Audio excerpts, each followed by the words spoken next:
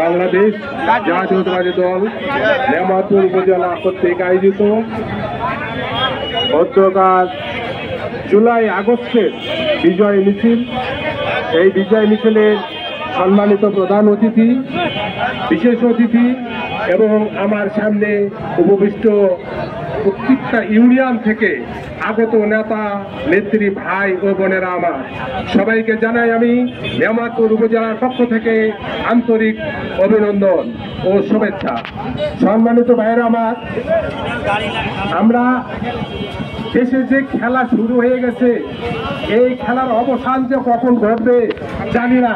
যে সংস্কারের খেলা চলছে, এই সংস্কার করতে করতে আপন আপন স্টেশনে নামে কতজন, জানি না তো কোথায় ওরে আমাদের স্টেশন। সম্মানিত উপস্থিতি,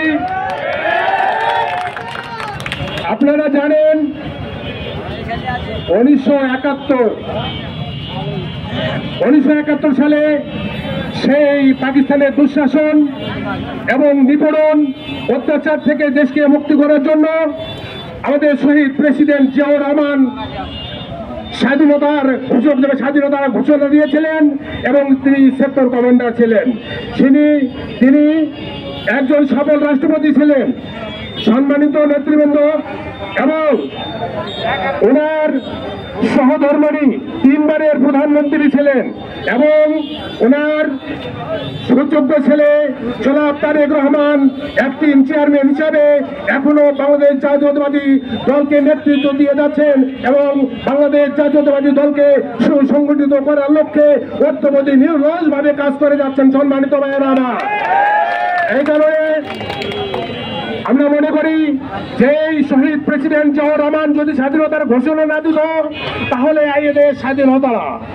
আর আমি এইটুকু বলতে চাই, যদি জুলাই আগস্টের নেতৃত্বকে বেগবান করার লক্ষ্যে যদি আমাদের অ্যাক্টিং চেয়ারম্যান জনাব তারেক রহমান সুদূর লন্ডন থেকে বলিষ্ঠ ভূমিকা রাখতেন এবং সেই আন্দোলনকে বেগবান করার লক্ষ্যে সার্বিক সহযোগিতা না করতেন, তাহলে সেই দিন সেই স্বৈর শাসক সেই হাসিনার পতন সম্ভব হতো না।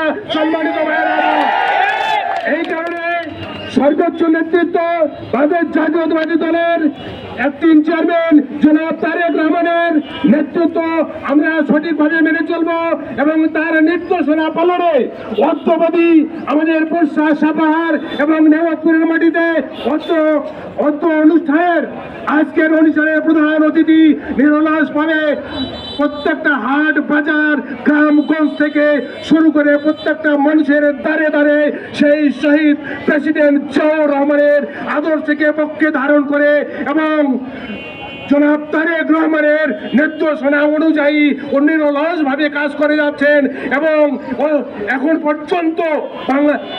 পর্যন্ত প্রশাসন সাভার এবং নেমাতুরের মাটিতে সর্বোচ্চ জনপ্রিয় ব্যক্তি হিসাবে এবং ক্লিন ইমেজের প্রার্থী হিসাবে মোস্তাফিজুর রহমান সুখ্যাতি পেয়েছে এবং চিহ্নিত হয়েছে।